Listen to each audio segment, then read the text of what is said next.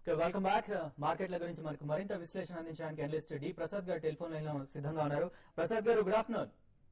Good afternoon గారు.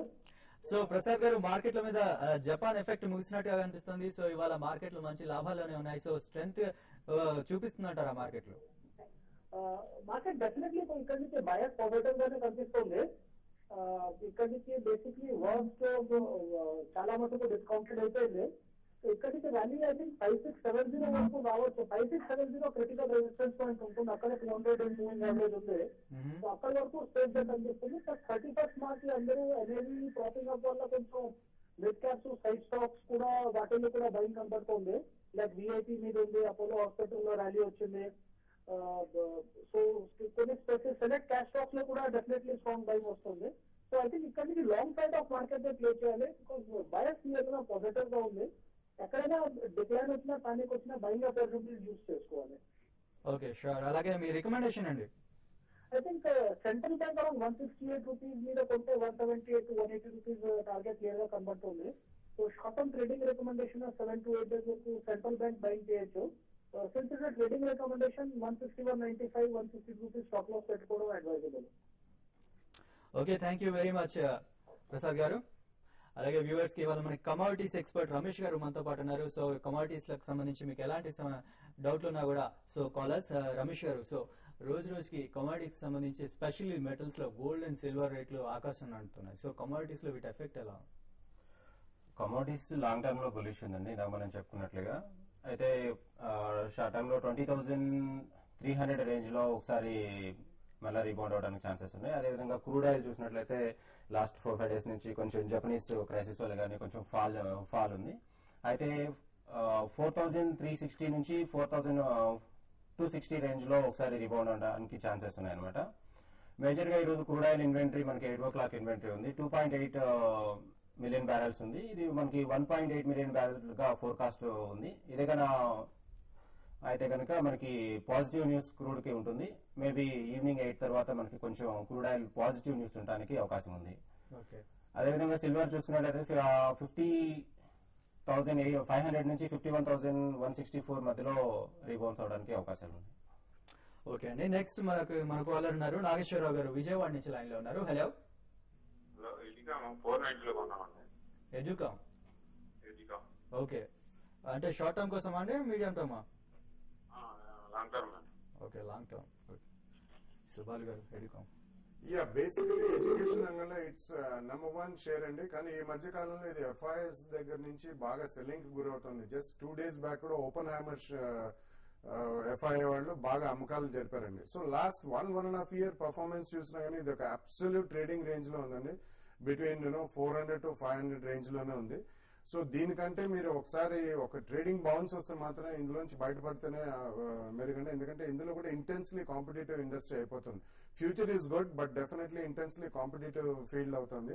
ఎవ్రాన్ Systems by chance around 450-500 zone లోకి వస్తే మాత్రం Everonn will be better bet. Because equity valuation అంతగా కాలేదు. ఈ మధ్య కాలంలో వాళ్ళు ఎస్కేఎల్ ఇన్ఫ్రాస్ట్రక్చర్ కి ఆల్మోస్ట్ అరౌండ్ 550 రేంజ్ లో వాళ్ళు ప్లేస్మెంట్ చేశారు. కాబట్టి గ్రోత్ వైజ్ అది బెటర్ ప్రాస్పెక్ట్స్ ఇస్తుందని చెప్పొచ్చు. So wait for that. ఇది మాత్రం ట్రేడింగ్ బౌన్స్ లో you can come out of that stock.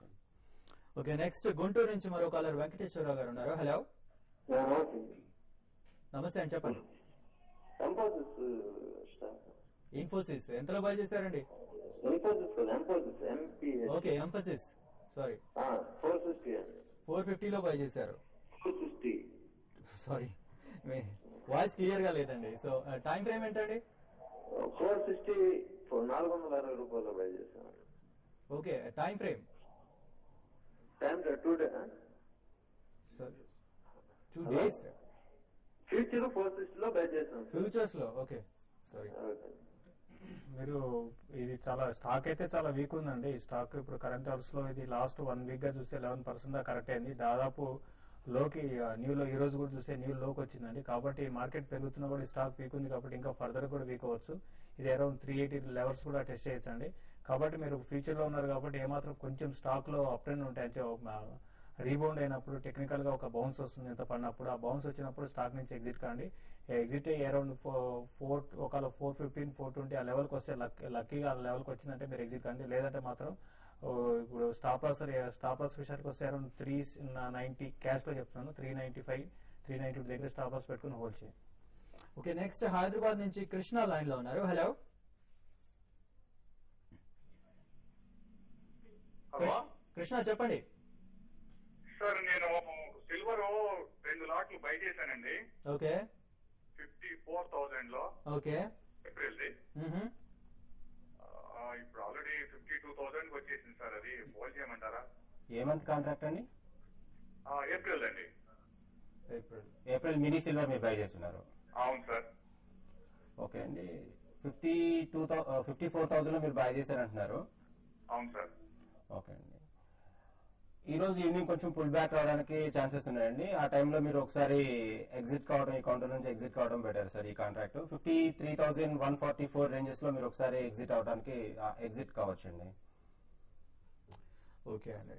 So Seshu గారు, ఇవాళ రిలయన్స్ ఇన్ఫ్రా మోర్ దెన్ 6.5% దాకా లాభపడుతుంది. So any special news or anything else? Actual చెప్పాలంటే రిలయన్స్ ప్యాక్ లో మొత్తం అనిల్ అంబానీ చెందిన ప్యాక్ లో లాస్ట్ ఒక 3-4 ట్రేడింగ్ సెషన్ లో ఒక రోజు రిలయన్స్ క్యాపిటల్ 2-3 రోజులు పెరగడము, న్యూస్ రావడము, రిలయన్స్ ఇన్ఫ్రా కూడా చాలా వరకు లోయర్ లెవెల్ అని చెప్పాలి. కాబట్టి ఇక్కడ నుంచి మామూలుగా ఒక బయింగ్ అనేది కనపడుతుంది. అంతకు మించి పెద్దగా న్యూస్ అయితే ఏం లేదండి. ఏదైనా కూడా చాలా చాలా స్ట్రాంగ్ ఉంది ఈ రోజు. ఇది ఫర్దర్ కూడా కొంచెం పెరగడానికి ఎక్కువ అవకాశం ఉంది. ఓకే, సో బాలు గారు, ఇక మార్కెట్లు ఇక్కడి నుంచి బుల్ జోన్ లోనే ఉంటాయంటారా? మార్కెట్లు మళ్ళీ ఎలా ఉంటాయంటారు షార్ట్ టర్మ్ లో? ట్రేడింగ్ అండ్ కన్సాలిడేషన్ జోన్ లోనే ఉంటాయండి. బుల్ జోన్ లో మాత్రం డెఫినెట్ గా ఉండవు. ఎందుకంటే నెక్స్ట్ 2 months కూడా మనకి అన్సర్టనిటీ రిగార్డింగ్ గ్లోబల్ క్యూస్ కానివ్వండి, వెస్ట్ ఏషియాలో జియో పొలిటికల్ సిచ్యువేషన్, ఇందాక చెప్పినట్టు బహ్రెయిన్ లో ఎమర్జెన్సీ డిక్లేర్ చేశారు. లిబియన్ సిచ్యువేషన్ ఇంకా కంట్రోల్ కాలేదు. In case it spreads to other countries, కొద్దిగా ఈ ఆయిల్ కూడా మళ్ళీ రిబౌండ్ అయ్యే అవకాశం ఉంది. ఆయిల్ రిబౌండ్ అయితే డెఫినెట్లీ వరల్డ్ ఎకానమీస్ ఎఫెక్ట్ అవుతాయి, జపనీస్ ఎఫెక్ట్ కూడా ఉంటుంది. సో బుల్ రన్ మాత్రం డెఫినెట్లీ లేదు. ట్రేడింగ్ అండ్ కన్సాలిడేషన్ జోన్ లో ఉంటుంది. పోస్ట్ మార్చ్ రిజల్ట్స్ అంటే మనకి ఏప్రిల్ మే తర్వాత ఈ నాయిస్ ఎప్పుడైతే తక్కువ అవుతుందో, కన్సాలిడేటెడ్ గా మార్కెట్ ఒక 1 or 2 months స్టేబుల్ ఉంటే అప్పుడే మనం investment buying, value based buying చేయొచ్చు అని చెప్పచ్చు. ఓకే, శేషు గారు, చివరిగా ఇక మీరు ట్రేడర్స్ కి ఎలాంటి సలహా ఇస్తారు? ట్రేడింగ్ కి ఈ లెవెల్లో కొంత ఏమైనా ఫ్యూచర్స్ లో ఏమైనా ప్రాఫిట్ ఉంటే బుక్ చేసుకోమని చెప్తాను. లేదంటే మాత్రం స్టాప్ లాస్ అరౌండ్ 5520 దగ్గర స్టాప్ లాస్ పెట్టుకొని హోల్డ్ చేయమని చెప్తాను. ఒకవేళ 5520 బిలోగా నిఫ్టీ ఫ్యూచర్ వచ్చిందంటే మాత్రం మొత్తం లాంగ్ పొజిషన్స్ అని ఎగ్జిట్ కామని చెప్తాను. 5520 బిలో ఉంటే ఒకవేళ లాంగ్ పొజిషన్స్ ఎగ్జిట్ అయిపోయి రివర్స్ నిఫ్టీని షార్ట్ సెల్ కూడా చేయొచ్చండి. ఓకే, సో బాలు గారు, ట్రేడింగ్ అండ్ కన్సాలిడేషన్ అంటున్నారు. సో ఇన్వెస్టర్స్ మార్కెట్ కి దూరంగా ఉండమని సలహా ఇస్తారా? ఫ్రెష్ ఇన్వెస్టర్స్ అయితే మాత్రం తప్పకుండా వెయిట్ చేయండి. ఏప్రిల్ ఎండింగ్, మేలో మంచి అవకాశాలు వస్తాయి. అప్పుడు ఫస్ట్ ప్రైస్ పాయింట్ లో మొత్తం ఒకసారి ఇన్వెస్ట్ చేయకుండా అప్పుడు ఫస్ట్ ప్రైస్ పాయింట్ లో ఇన్వెస్ట్ చేయొచ్చండి. అప్పటిదాకా మాత్రం కాషియస్ గా ఉండి క్యాష్ లో ఉంటేనే బెటర్ అని అడ్వైజ్ అండి. ఓకే, సో రమేష్ గారు, ఈ స్పెషల్లీ కమోడిటీస్ కి సంబంధించి మీరు ఎలాంటి సలహా ఇస్తారు? సో కరెంట్ అకౌంట్ రిజల్ట్స్ వస్తాయని 128 బిలియన్ ఆల్రెడీ నడుస్తుంది. ఫోర్కాస్ట్ వచ్చేసి 111 బిలియన్స్ వరకు చెప్పవచ్చు. ఇది వచ్చేసి మనకి యుఎస్ డాలర్ కి పాజిటివ్ గా ఉంది. సో ప్రెషస్ మెటల్స్ కొంచెం కాషియస్ గా ఉండాల్సి ఉంటుంది. Okay, thank you very much Ramesh గారు, శేషు గారు, బాలు గారు. సో ఇది ఇవాళ బిజినెస్ లంచ్ విశేషాలు. మేకప్